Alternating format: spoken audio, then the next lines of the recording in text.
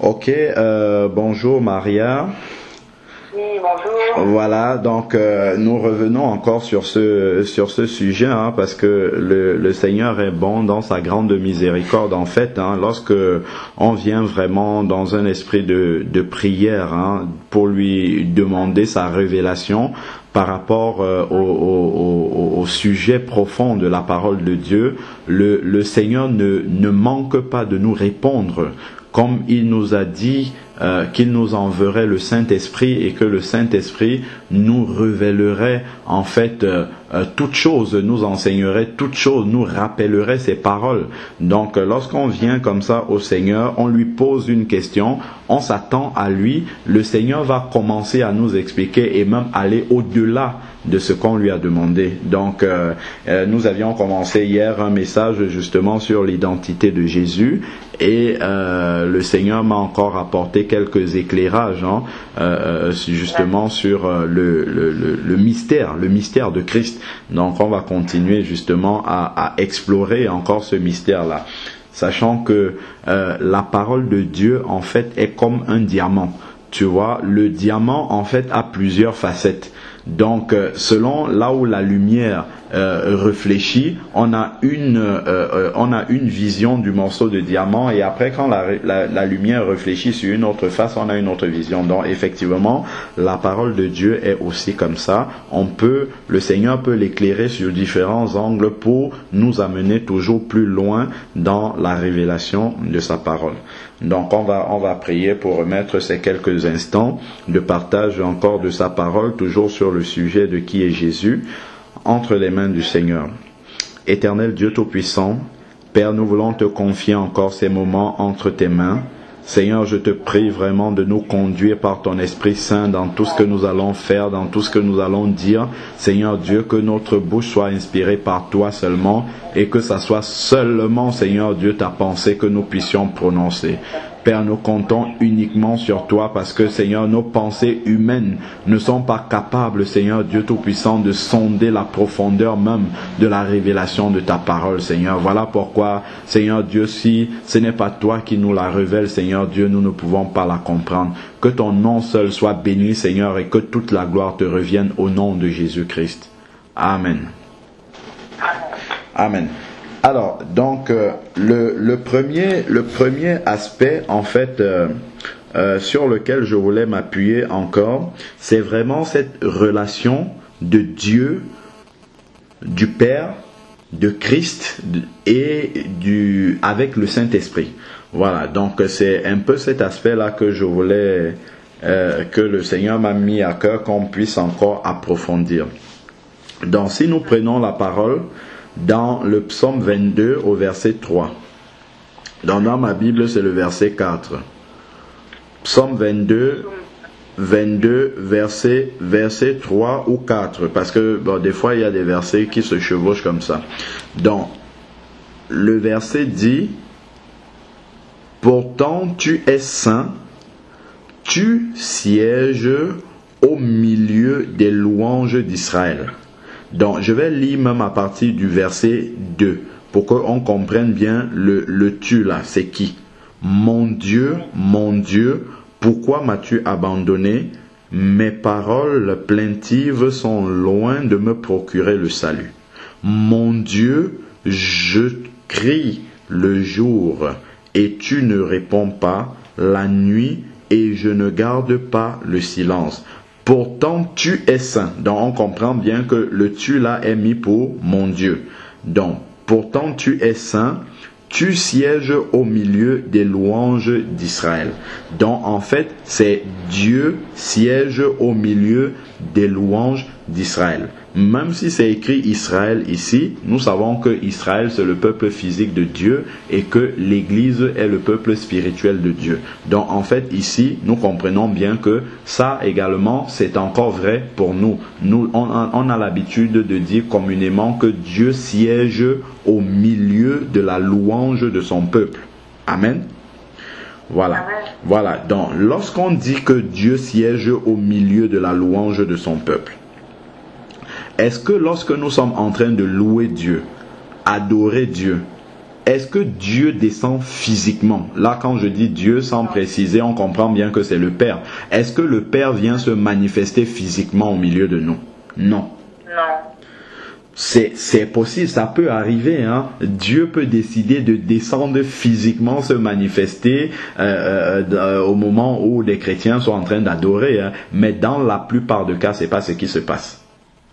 Mais on sait quand même, et ça on le prononce même souvent pendant l'adoration, on dit « Seigneur, tu dis dans ta parole que tu sièges au milieu de la louange de tes enfants. Merci pour ta présence au milieu de nous. » On a l'habitude de le dire. Mais on dit merci pour ta présence au milieu de nous. Mais est-ce que nous avons vu le Père manifester au milieu de nous? Non. Mais comment nous pouvons prononcer une telle parole? C'est simplement parce que l'Esprit de Dieu est présent au milieu de nous. Amen. Donc c'est le Saint-Esprit qui se manifeste au milieu de la louange des enfants de Dieu. Donc lorsque les enfants de Dieu sont en train de louer Dieu, le Saint-Esprit en fait se manifeste au milieu d'eux. Et ça, c'est ça qui manifeste la présence de Dieu au milieu des enfants de Dieu. Donc en fait, le Père ne se manifeste pas à ce moment-là physiquement, mais il est manifeste par son esprit en fait. C'est là qu'on comprend que le Saint-Esprit, le Père, en fait le Saint-Esprit est une autre incarnation du Père qui est toujours Dieu en fait. Voilà, parce que ici, c'est dit, c'est Dieu qui vient au milieu des louanges de son peuple, mais dans la manifestation physique, nous constatons que Dieu, le Père physiquement ne vient pas au milieu, mais c'est son esprit qui est présent, mais le verset nous dit c'est Dieu qui est présent. Amen. Donc, on comprend que le Père s'incarne par son esprit. Et comment est-ce que cela peut se matérialiser? Avant même déjà qu'on ne le dise, on peut voir le jour de la Pentecôte dans Acte 2, lorsqu'il y a eu l'effusion du Saint-Esprit. Donc ça me revient maintenant, Acte 2, lorsqu'il y a eu l'effusion du Saint-Esprit. Nous pouvons lire dans Acte 2, verset 11.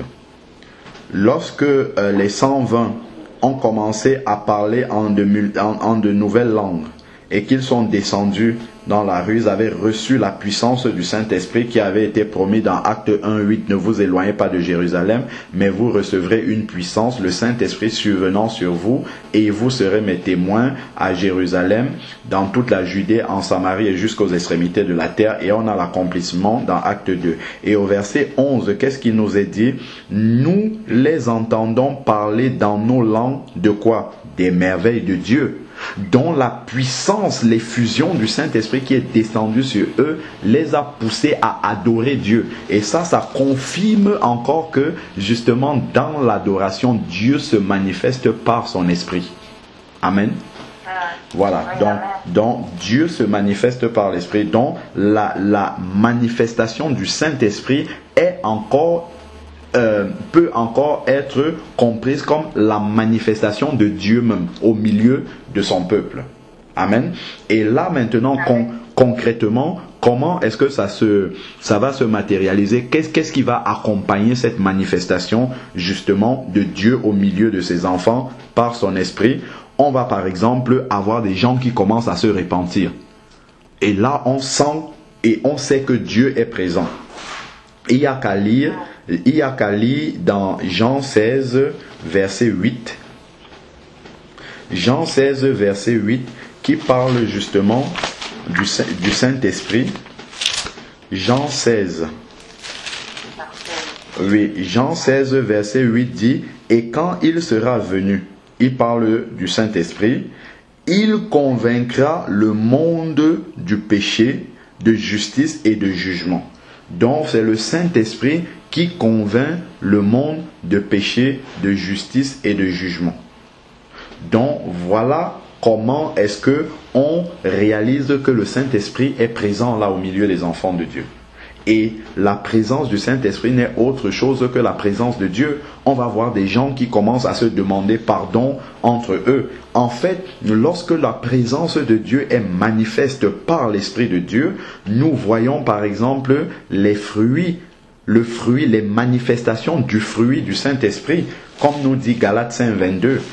Le Galates 5.22 nous cite les manifestations du fruit de l'Esprit. Et c'est quand nous voyons tout ça que nous savons que l'Esprit de Dieu est présent au milieu de ses enfants, c'est-à-dire que Dieu lui-même est présent là au milieu de ses enfants, mais manifesté par son Esprit.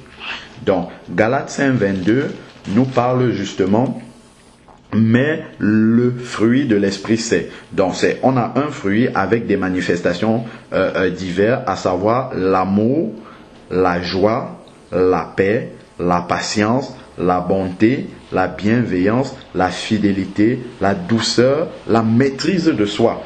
Donc, quand on voit tout cela, toutes ces manifestations du fruit de l'Esprit au milieu des enfants de Dieu, on comprend que la présence de Dieu est là. On a l'habitude de dire la présence de Dieu était là.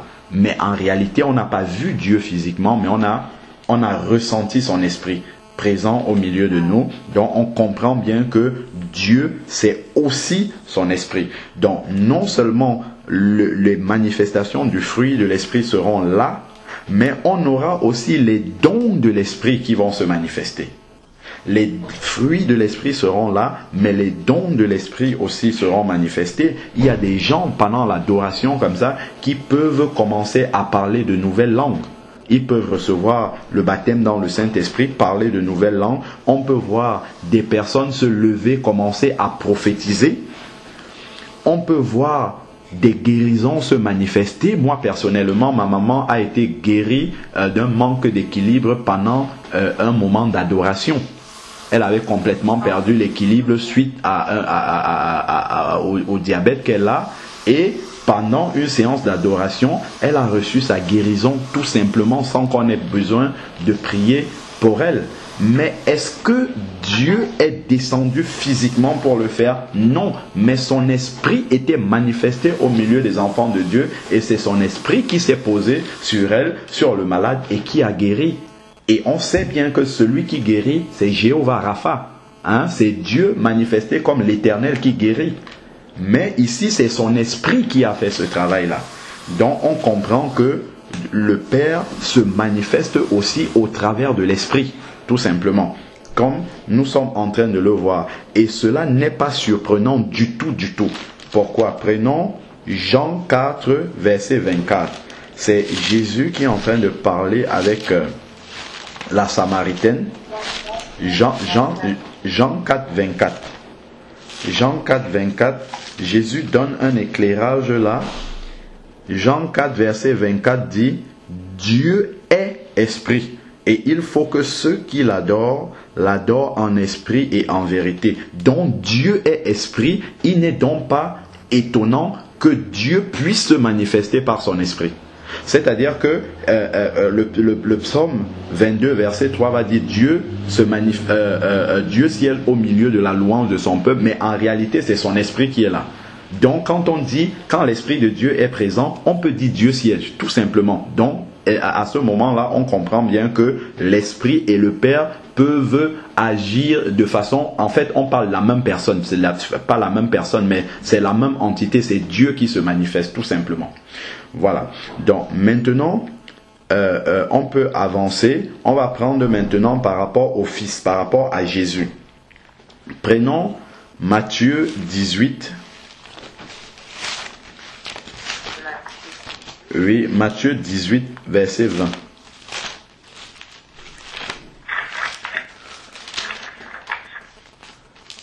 Matthieu 18, verset 20 dit « Car là où 2 ou 3 sont assemblés en mon nom, c'est Jésus qui parle, je suis au milieu d'eux. » Amen.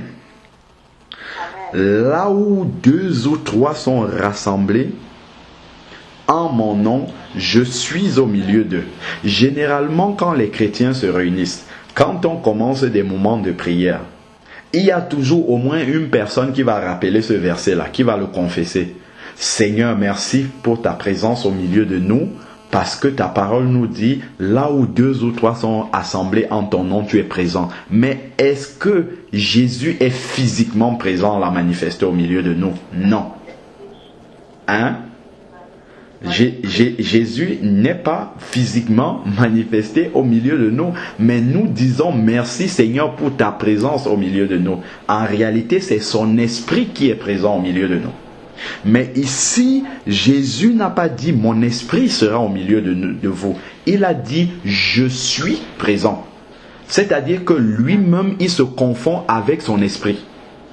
Est-ce que tu comprends? C'est-à-dire que le Saint-Esprit présent au milieu des enfants de Dieu, ça veut dire que Jésus lui-même, il est présent là. Amen.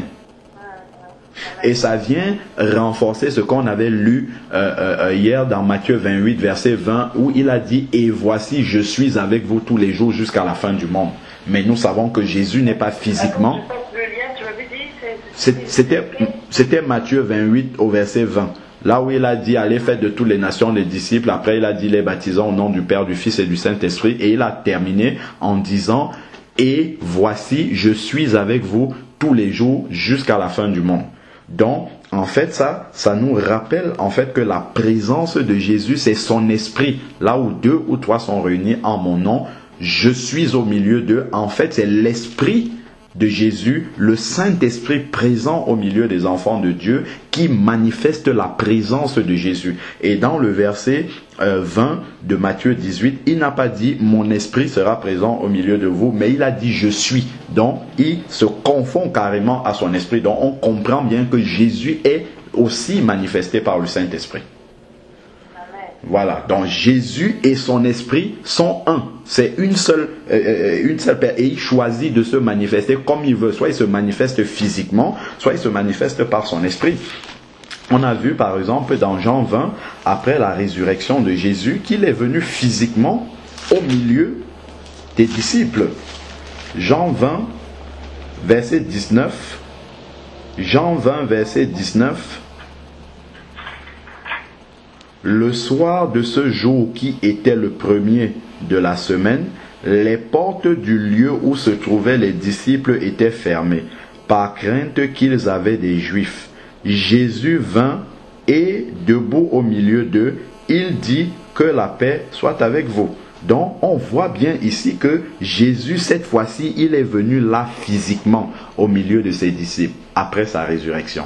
Mais maintenant, il dit, là où 2 ou 3 sont réunis en mon nom, je rappelle Matthieu 18 au verset 20, je suis au milieu de vous, je suis au milieu d'eux, mais en fait, en réalité, c'est son esprit qui est présent au milieu de nous. Et nous savons que si tu prends par exemple un dimanche matin, il y a des centaines et probablement même des milliers de cultes qui se déroulent simultanément.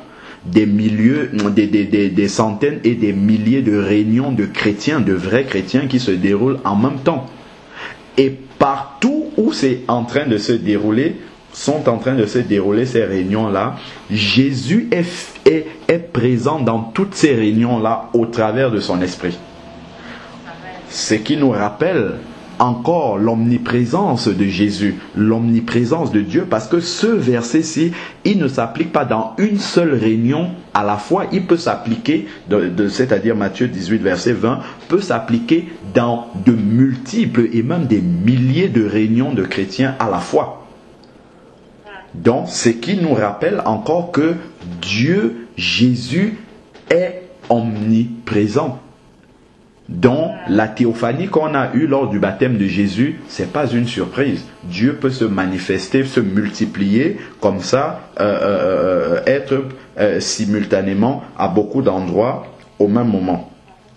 Dans ce cas de figure, au travers de son esprit. Donc, souvent, lorsque les gens sont dans des réunions chrétiennes, on entend souvent dire je sens la présence de Dieu était forte dans notre réunion. Est-ce que c'est parce qu'ils ont vu Dieu? Non, pas du tout. C'est toujours pareillement comme lors de l'adoration, c'est au travers de la présence de son esprit qu'on a ressenti la présence justement de Jésus même, ou même et de Dieu. Donc c'est au travers du Saint-Esprit. Et quand tu vas prendre 2 Corinthiens 3,17, on l'a déjà cité, c'est écrit littéralement, le Seigneur c'est l'Esprit. Le Seigneur c'est l'Esprit. Autrement, Jésus c'est le Saint-Esprit. C'est clairement écrit, et ici, Matthieu 18, verset 20, vient nous confirmer encore comment cela se passe. Amen. Voilà. Donc, on comprend encore l'identité de Jésus ici par rapport au Saint-Esprit. Jésus se manifeste aussi au travers du Saint-Esprit. La présence même du Saint-Esprit est la présence de Jésus directement. Donc, si je prends maintenant Apocalypse 3, verset 20.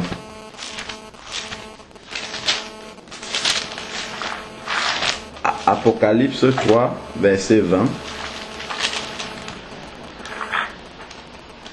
Apocalypse 3, verset 20 dit, c'est Jésus qui parle. Il dit, voici, je me tiens à la porte et je frappe.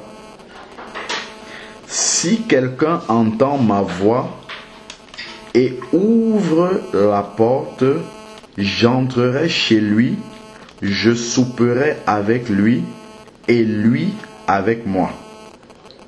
Que signifie ce verset-ci? Est-ce que réellement Jésus physiquement va venir se mettre pour frapper à une porte et entrer? Pas du tout. On comprend que, en fait, ici, ça se passe en esprit. C'est-à-dire que le Saint-Esprit va convaincre quelqu'un de pécher. En fait, ici, c'est Jésus qui est en train de cogner à la porte.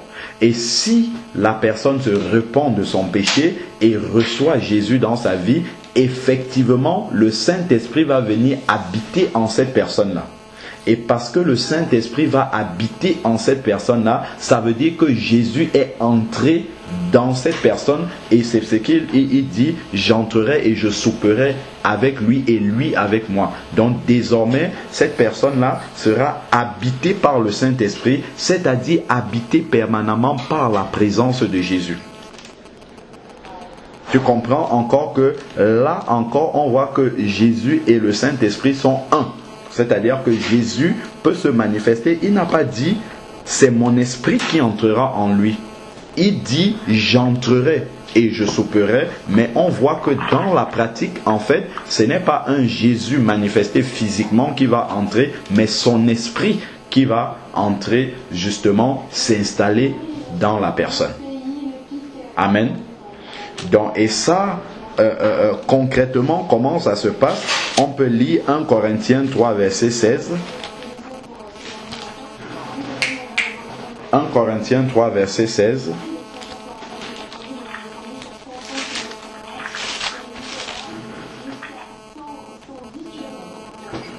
« 1 Corinthiens 3, verset 16.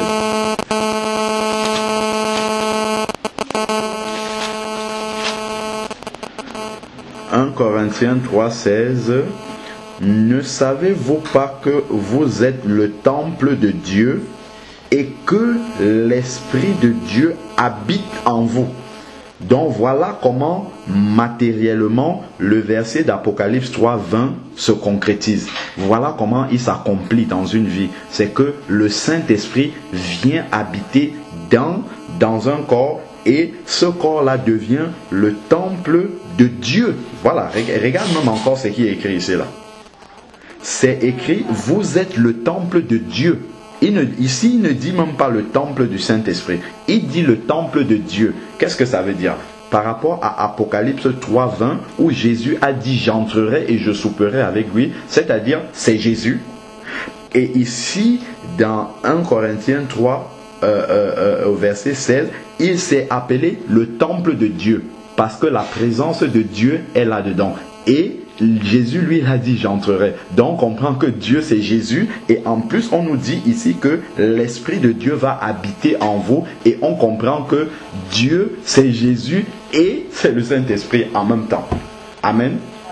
C'est là qu'on comprend vraiment, le Seigneur nous ouvre l'intelligence par rapport à l'identité de Jésus, de Dieu qui se manifeste comme ça de plusieurs façons selon sa souveraineté. Donc, si je prends maintenant 1 Corinthiens 6 au verset 19, nous sommes toujours en train de voir comment se matérialise concrètement Apocalypse 3:20 où Jésus dit « Je me tiens à la porte et je frappe. Si quelqu'un ouvre, j'entrerai. Je souperai avec lui et lui avec moi. » Donc, on a commencé par voir comment ça s'accomplit dans 1 Corinthiens 3:16. Maintenant, nous voyons également cet accomplissement dans 1 Corinthiens 6 au verset 19. Ne savez-vous pas ceci? Votre corps est le temple du Saint-Esprit. Amen. Ici, il dit, votre corps est le temple du Saint-Esprit. Amen. Si tu tournes la page là-bas, dans 1 Corinthiens 3:16, il a dit, ne savez-vous pas que vous êtes le temple de Dieu? Amen. Donc, ici, il parle dans 1 Corinthiens 3:16, il parle du temple de Dieu. Dans 1 Corinthiens 3:19, il parle du temple du Saint-Esprit. Ça veut dire que le Saint-Esprit est Dieu. C'est la même chose. Tu comprends? Il parle exactement de la même chose. Et après, comment continue 1 Corinthiens 6 au verset 19, ne savez-vous pas ceci, votre corps est le temple du Saint-Esprit qui est en vous et que vous avez reçu de Dieu, vous n'êtes pas à vous-même. C'est-à-dire, vous ne vous appartenez pas vous-même. Donc, on comprend véritablement que temple de Dieu, temple du Saint-Esprit, c'est exactement la même chose parce que le Saint-Esprit, c'est Dieu. Et Jean 4 au verset 24 nous a bien confirmé que Dieu est Esprit. Amen. Donc, le Saint-Esprit n'est autre chose que Dieu et en même temps, c'est Jésus, étant donné que Apocalypse 3:20 nous dit bien que Jésus se tient à la porte et frappe, et si quelqu'un ouvre, il entre, et on comprend bien que c'est quelqu'un qui est en train d'accepter Jésus dans sa vie. Prenons maintenant 2 Corinthiens 6 au verset 16.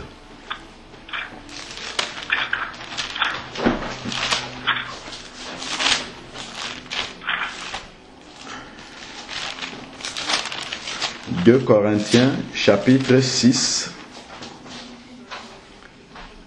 verset 16. Verset 16. Oui, frère, tu sais, avant la fin, lorsque je sais pas quand nous aurons fini, quand tu vas finir de donner les passages, Oui. je vais te dire justement, en fait, moi j'ai très bien compris le moment où, comment dire, par rapport au fait que, comment dire, que Jésus est le Père, Dieu et le Fils ne sont plus une seule et même personne. Oui. Mais en fait, là où ce que je ne saurais pas, que je n'arrive toujours pas à essayer d'expliquer, si on me pose cette question en me disant oui, Marianne, tu dis ça, mais pourquoi est-ce que ce que je n'arrive toujours pas à trouver comme explication Oui. à donner, c'est si on me pose la question à savoir pourquoi dans ce cas Jésus il s'adresse au Père. J'essaie de trouver les mots, mais les mots me manquent en fait par rapport à cette explication-là aussi. D'accord, ok. Donc je finis juste et puis on va revenir dessus. Alors, donc 2 Corinthiens 3, 2 Corinthiens 6, 16. 2 Corinthiens 6, verset 16. Quel contrat d'alliance entre le temple de Dieu et les idoles?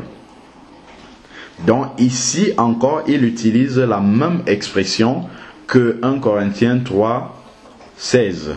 Temple de Dieu, et dans 1 Corinthiens 6 au verset 19, il avait dit temple du Saint-Esprit. Le Saint-Esprit est Dieu. Alors, donc, et les idoles. Quel contrat d'alliance y a-t-il entre le temple de Dieu et les idoles? Car nous sommes le temple du Dieu vivant. Comme Dieu l'a dit, j'habiterai et je marcherai au milieu d'eux. Amen. J'habiterai et je marcherai au milieu d'eux. Je serai leur Dieu et ils seront mon peuple. Donc en fait ici, il est bien dit, car nous sommes le temple de Dieu.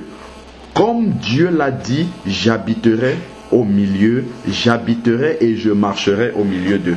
C'est-à-dire que quand Dieu dit que j'habite au milieu d'eux et je marche au milieu d'eux, c'est Dieu lui-même qui parle, mais en réalité, nous sommes le temple du Saint-Esprit. Ça, comment est-ce que Dieu habite et marche au milieu de nous? Au travers de son esprit qui vit en nous. Donc, la présence de Dieu est en fait matérialisée par le Saint-Esprit, manifestée par le Saint-Esprit qui vit en nous. Donc, autrement dit, Dieu est le Saint-Esprit qui vit en nous en fait. C'est ça qui accomplit ce verset-ci dans notre vie et c'est pour ça que nous sommes le temple du Saint-Esprit. Amen. Si, pour revenir justement aux différentes fonctions justement que Dieu peut revêtir pour venir se manifester à ses enfants, à savoir Père, en tant que Père ou en tant que Fils ou en tant que Saint-Esprit. Alors, si par exemple, imaginons-nous, je suis dans la vie informaticien. Je vais essayer de réexpliquer encore ça. C'est vrai que les exemples humains sont très mauvais parce que justement, ça explique très mal parce que Dieu n'est pas humain. Donc, on peut juste essayer d'effleurer avec nos exemples, mais dans la réalité, c'est pas exactement ça. Mais ça peut nous donner quand même quelques petites bribes d'explication. Donc, je suis informaticien et en même temps, je suis enfant de Dieu. Donc, je vais peut-être réaliser... imaginons qu'en plus de ça, j'étais un caméraman. Je suis caméraman, je suis informaticien et je suis enfant de Dieu.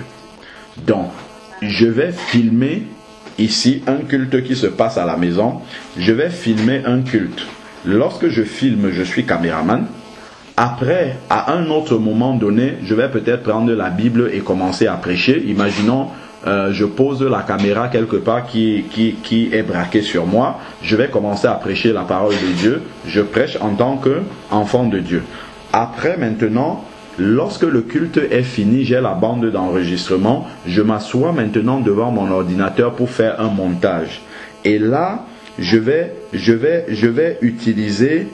maintenant utiliser mes compétences d'informaticien pour faire le montage vidéo. Mais autant le caméraman, autant l'enfant de Dieu, autant l'informaticien, tout ça ce n'est que Alain Patrick, tout simplement. C'est Alain Patrick. Bon, maintenant, lorsque quelqu'un va vouloir parler de cette vidéo-là, il aura retrouvé cette vidéo-là, il veut parler de la vidéo. La vidéo, c'est un tout. Dans la vidéo, il y a à la fois la fonction de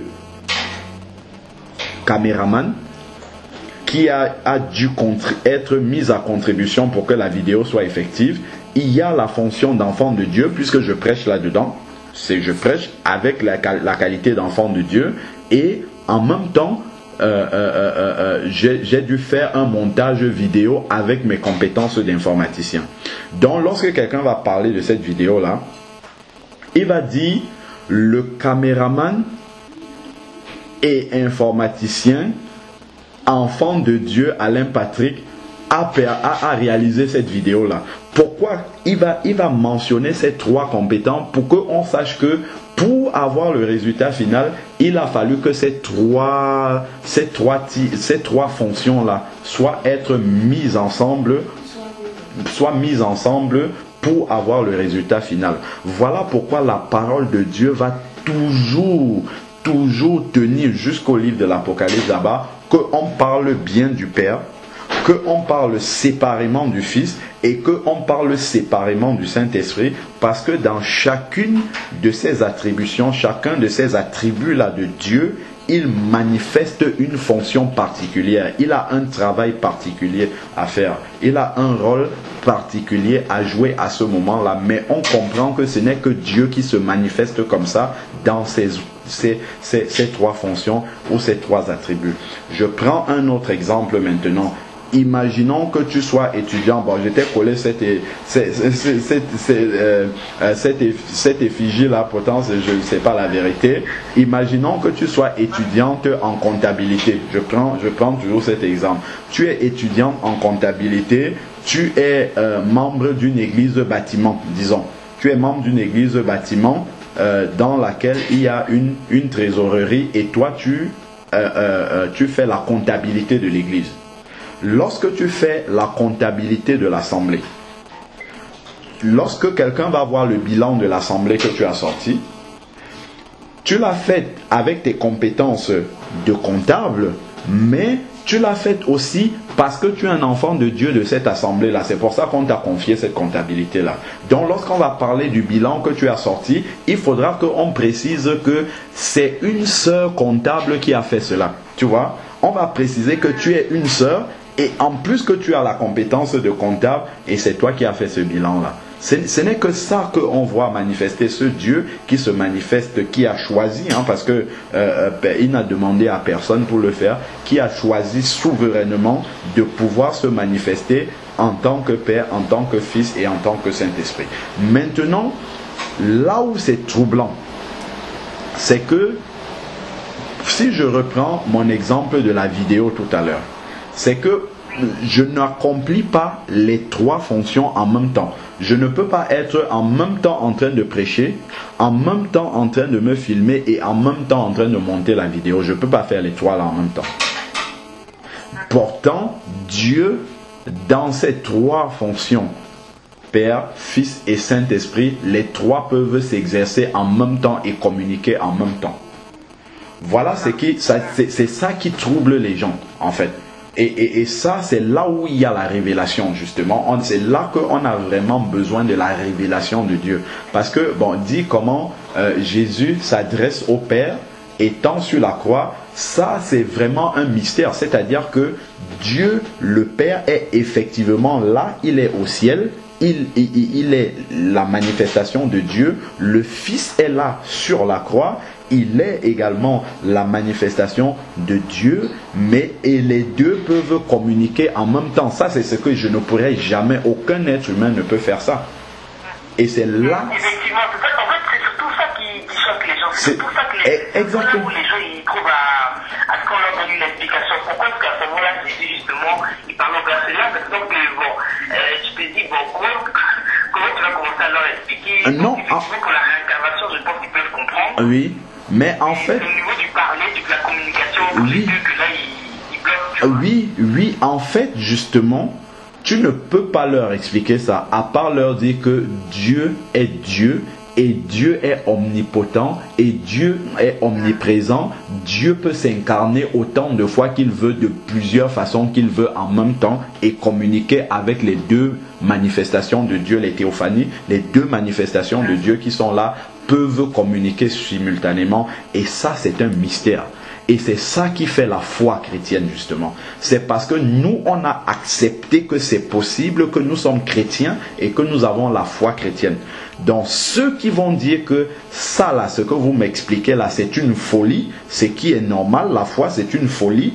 Donc ceux qui vont dire c'est une folie, j'ai envie qu'on m'explique ça rationnellement. C'est pas rationnel, c'est pas possible d'expliquer ça rationnellement. On ne peut que l'accepter, accepter que Dieu s'incarne comme ça dans ces deux fonctions en même temps et que les deux communiquent ensemble et exercent des rôles, des fonctions différentes en même temps. Ça nous dépasse. C'est une folie ça pour nous. Donc on ne peut que dire aux gens que c'est ça que Dieu a accompli parce que Dieu est Dieu et il peut tout faire. Et c'est ça qui montre justement que notre Dieu n'est pas limité. Dieu est capable d'accomplir cela parfaitement et c'est ça qu'il a fait. Voilà. Et c'est en ça que nous avons placé notre foi parce que c'est un mystère que nous acceptons par la foi et on accepte que Dieu est capable de le faire et c'est ça qui fait notre foi chrétienne. Et je sais que maintenant dans la suite des temps, lorsque nous aurons revêtu justement le corps glorieux, et comme nous dit 1 Corinthiens 13 au verset 9, lorsque tout ce qui est partiel sera passé, ce qui est absolu sera arrivé, alors à ce moment-là, nous aurons suffisamment d'intelligence spirituelle pour comprendre véritablement ce mystère-là. Moi, je pense que dans l'être que nous sommes en ce moment-ci, Dieu ne peut pas encore nous révéler exactement, concrètement ce que c'est. Parce que nous n'avons pas une intelligence capable. Même l'intelligence spirituelle ne peut pas encore recevoir véritablement cette révélation-là. Ça c'est une conviction personnelle, hein, que vraiment expliquer ça à un être humain pour qu'il comprenne ce que Dieu explique ça véritablement, même par révélation, on ne peut que l'admettre comme ça, que Dieu est capable de le faire, même expliquer exactement ce qui se passe derrière. Ça, honnêtement, je pense que vraiment, on n'a pas encore l'équipement complet pour pouvoir comprendre ça, en fait. Pour pouvoir comprendre exactement comment Dieu le fait. Comment? Il y a un ami de Colombie qui a expliqué qu'en fait, pour lui, comment il m'avait expliqué qu'apparemment, c'est pour ça que c'était pas trop clair. Oui. Il disait qu'apparemment, Jésus, dans son rôle de fils, oui, mais il pouvait s'adresser justement à comment dire, c'est-à-dire que Dieu, vu qu'il s'est incarné en lui, il s'est incarné dans le fils, oui, mais justement, le fils, dans ce rôle de fils là, oui, il pouvait s'adresser, c'est le cheminement, en fait, qui était un peu, c'est-à-dire que dans ce rôle, dans la mission qu'il a reçue, quoi, oui, il pouvait se permettre effectivement de s'adresser, je sais pas comment, c'est pour ça que c'est là que vraiment j'ai percuté très effectivement. Là, vraiment, c'est vraiment, il y a vraiment un peu d'interrogation là. oui, oui, c'est pour ça en fait, on ne peut pas aller au-delà de l'écriture, hein. On ne peut pas expliquer ce qui est un mystère avec nos mots. On peut simplement comprendre que c'est effectivement le Dieu qui peut s'incarner comme ça dans deux rôles et les exercer en même temps. On ne peut que admettre cela, en fait, quoi. Que c'est toujours Dieu, c'est le même, c'est pas deux personnes différentes, ou comme on explique là, la Trinité veut expliquer, c'est le même Dieu qui s'incarne comme ça en deux et qui, dans ces deux fonctions, et qui les fait communiquer en même temps, quoi. Et ça, c'est un mystère. Voilà. Donc, on ne peut pas aller au-delà du mystère. Comme le verset de Deutéronome, je crois, qui nous dit que les choses cachées sont à Dieu et les choses révélées sont à l'homme. Donc si Dieu voulait nous révéler ça, ou si il va nous révéler, le moment viendra où il va révéler cela. Mais pour l'instant, je ne pense pas que ça soit vraiment complètement démystifié. Ça, c'est quelque chose dans lequel il restera encore vraiment des zones d'ombre pour pouvoir expliquer ça de façon complète, quoi. Je ne pense pas qu'on puisse l'expliquer, à part l'admettre. On ne peut pas expliquer ça de façon complète, quoi. Voilà. Ok, donc on va prier, hein. Là j'en ai terminé. On va prier juste pour remettre ce complément encore vraiment que le Seigneur nous a apporté par rapport à la relation du Père avec le Saint-Esprit, du Fils avec le Saint-Esprit. On a bien compris au travers de ces versets-là que c'est toujours Dieu qui se manifeste de ces façons-là, quoi. Voilà. Seigneur Père, merci encore pour ces moments de partage de ta parole que tu nous as donné.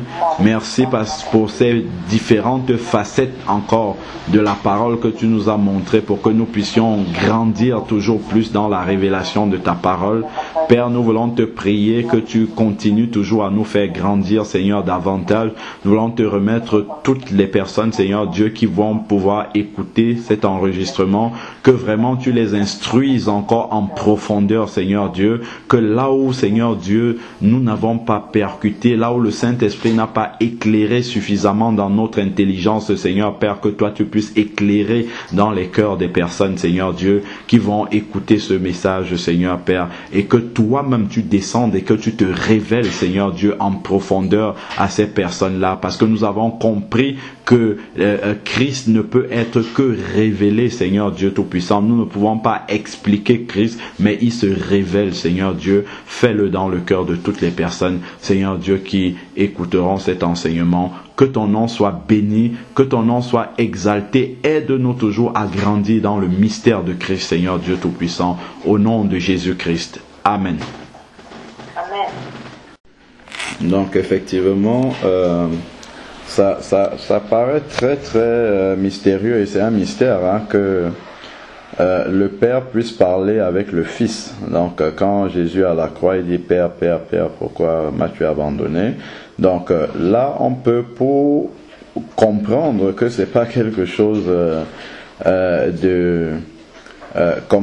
d'inhabituel, que Dieu, dans sa fonction de Père et de Fils, que les deux fonctions puissent communiquer en même temps. Donc pour cela, on peut lire par exemple dans Hébreux, Épître aux Hébreux, chapitre 1, à partir du verset 8.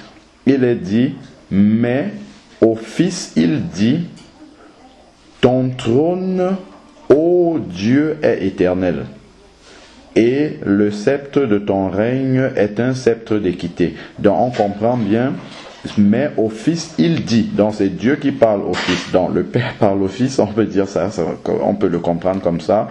Ton trône, ô Dieu, dont le Fils déjà est appelé Dieu ici là. Ton trône est éternel.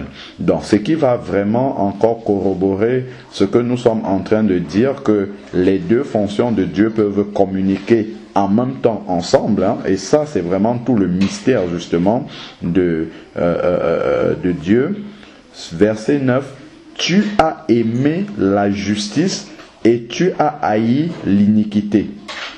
C'est pourquoi, ô Dieu, ton Dieu t'a oint avec une huile d'allégresse, de préférence à tes compagnons. Ô Dieu, ton Dieu t'a oint. Donc on voit ici, on pourrait être tenté de dire qu'il y a deux dieux. Non, en fait, il s'agit d'un seul. Le Père parle au Fils. Ô Dieu, ton Dieu t'a oint. Donc on comprend bien que Dieu, dans son attribut, dans sa fonction de Père, peut communiquer en même temps avec l'attribut Fils sans que cela ne pose aucun problème. Et c'est ce qui s'est passé au moment justement où Jésus était à la croix. Et ça, il ne faut pas oublier Exode 20 au verset 3 qui dit « Tu n'auras pas d'autre Dieu devant ma face ». Donc quand il dit « Oh Dieu, ton Dieu », c'est un seul Dieu qui est en train de parler dans deux fonctions différentes. Les deux communiquent en même temps. Et c'est ça vraiment le mystère qui ne peut être que admis, en fait. On doit l'admettre, et c'est ça véritablement qui fait notre foi. Voilà.